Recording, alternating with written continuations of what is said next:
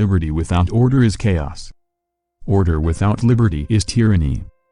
The Constitution was forged to find the balance. The Convention of Philadelphia, which framed the Constitution for the United States, was actually convened with a view to examine the amendments in the Articles of Confederation.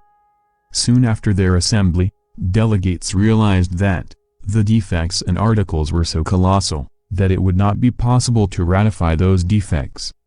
Consequently, they proceeded to frame a new constitution. The task of framing the Constitution was assigned to committee. The committee examined the various plans suggested by the representatives of the member states, before coming to a final compromise, which was accepted by the convention as a constitution. Mainly two plans came forward which laid down the foundation of the Constitution. The first major proposal came from Virginia, largely crafted by James Madison, the father of the Constitution. The Virginia plan called for a strong national government with three separate branches: legislative, executive, and judicial. A bicameral legislature, two houses, with representation based on population or wealth, giving larger states greater power. Power for the national legislature to override state laws when necessary. It was bold. It was sweeping. And it alarmed many. Small states saw it as a direct threat to their existence, a plan that would let Virginia, Pennsylvania, and Massachusetts dominate the new government. In response, William Paterson of New Jersey offered an alternative, the New Jersey Plan. This plan kept much of the Articles of Confederation, but gave Congress a few new powers, like the ability to tax and regulate trade. Most importantly, it preserved equal representation for every state in a single house legislature. Whether a state had 50,000 people or 500,000, its voice would be the same. The New Jersey Plan was popular among small states but rejected by the larger ones as too weak to fix the Union's problems. Representation became the central battle. Large states versus small states. Should population determine political power, or should every state remain equal? Slave states versus free states. Southern states wanted enslaved people counted toward representation, boosting their numbers in Congress. Northern states resisted, saying it was unjust to count those denied liberty.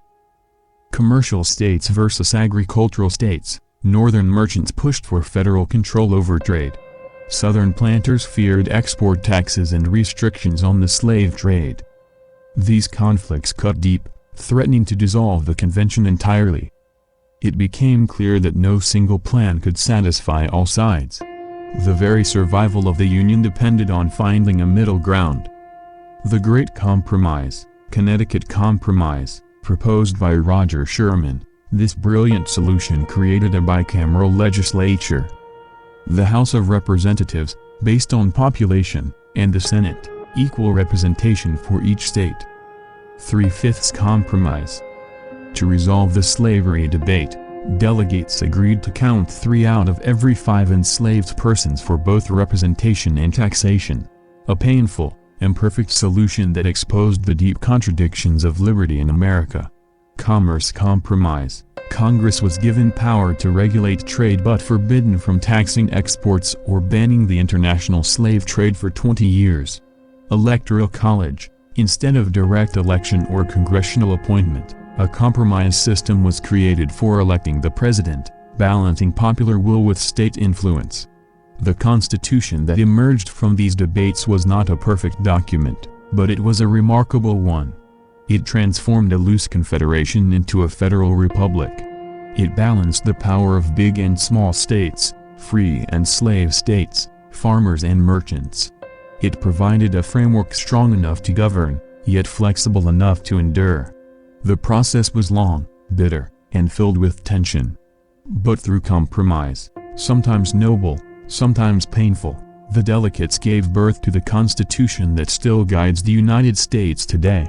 And so, in that summer of 1787, they gave the world a gift, not perfection, but a promise that freedom and order could live side by side.